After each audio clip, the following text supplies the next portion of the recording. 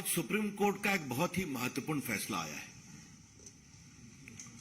जिसमें उन्होंने 2016 के नरेंद्र मोदी सरकार के ऐतिहासिक फैसले, जिसमें 500 और 1000 के नोट को डिसर्कुलेट किया गया था, डिमोनेटाइज किया गया था, उसकी वैधानिकता को चुनौती देने वाले सारे याचिकाओं को अस्वीकार कर दिया है। बहुत उसमें लंबी बहस की गई।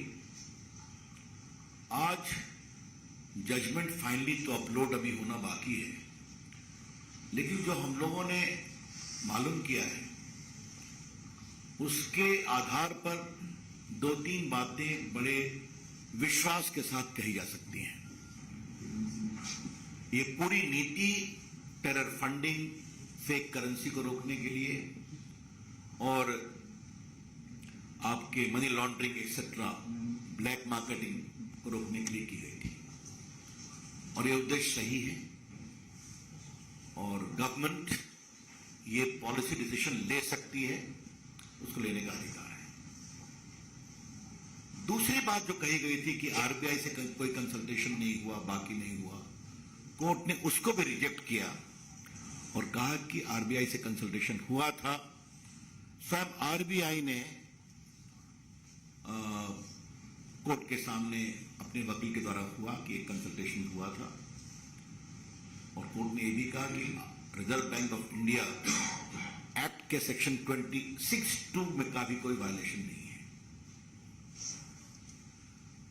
ये इन सम एंड सब्सटेंस, और आपको मालूम है कि कोर्ट ने पूरे डिसीजन मेकिंग प्रोसेस को भी देखने की इच्छा जाहिर की थी, तो सील्ड कवर में वो भी दिया गया था। इसका मतलब यह हुआ कि कोर्ट ने पूरे डिसीजन मेकिंग प्रोसेस को सही पाया। यह जो बात कही गई थी, तो कोर्ट ने इसको भी स्वीकारा। एक माननीय न्यायमूर्ति जस्टिस नागरत्ना ने डिसेंटिंग जजमेंट दिया है, लेकिन आपको मैं बताना चाहूं उन्होंने भी क्या कहा है कि इस पॉलिसी की नीयत और नीति ठीक थी, इट वॉज वेल इंटेंशन्ड। उन्होंने कहा है कि 26(2) के अंतर्गत यह नहीं होना चाहिए, आवश्यकता हो तो कानून लाना चाहिए। उनके निर्णय का भी हम सम्मान करते हैं, लेकिन मेजॉरिटी जजमेंट कॉन्स्टिट्यूशन बेंच के 5-1 का मैंने आपको विस्तार से बता दिया।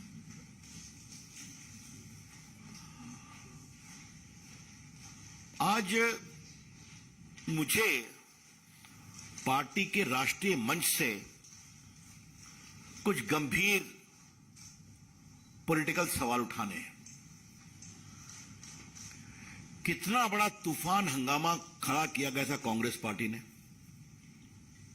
डिमोनेटाइजेशन को लेकर के। यह सिर्फ यही नहीं हुआ था, राहुल गांधी विदेश में भी जाते थे तो इसी के बारे में बोलते थे, आपको मालूम है।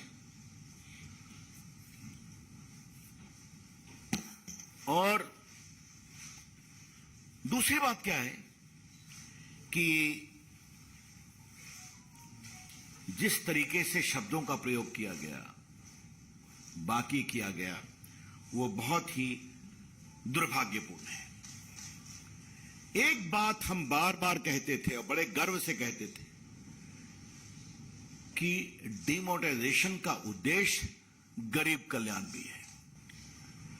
आज मैं आपसे यह कहना चाहता हूं कि जिस तरीके से ट्रांसपेरेंसी आई है,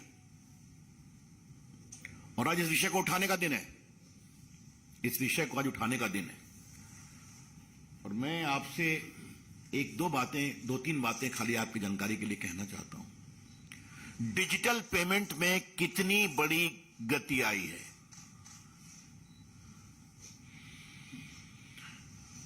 अक्टूबर 2022 यानी सिर्फ 1-1.5 महीना पहले भारत में 730 करोड़ डिजिटल ट्रांजैक्शन हुआ। इसका मतलब समझा जाता है क्या? आज भारत डिजिटल पेमेंट में दुनिया का एक नेता बना है। भारत का जो पूरा फिनटेक मूवमेंट है, यूपीआई, ये सब आप देखते हैं ना, आज भारत में कितने डिजिटल पेमेंट एप्स आ गए ये आपने देखा है ना। आज भारत का गरीब आदमी भी डिजिटल पेमेंट करता है, ऑटो वाला भी डिजिटल पेमेंट एक्सेप्ट करता है। तो ये कैसे हुआ? ये हुआ नोटबंदी के बाद, जो डिजिटाइजेशन ऑफ डिजिटल इंडिया में कंट्री को आगे बढ़ाया गया, ये उसका कारण है। एक बात और कहना चाहता हूं कि 16-17 में लगाया गया था। मैं आपको कुछ 3-4 एग्जाम्पल दूंगा, ज्यादा नहीं दूंगा।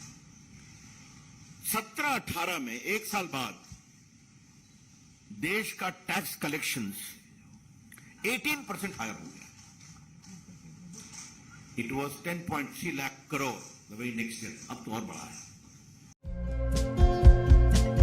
हमारे चैनल को लाइक, शेयर और सब्सक्राइब जरूर करें और नई अपडेट्स के लिए बेल आइकन दबाना ना भूलें।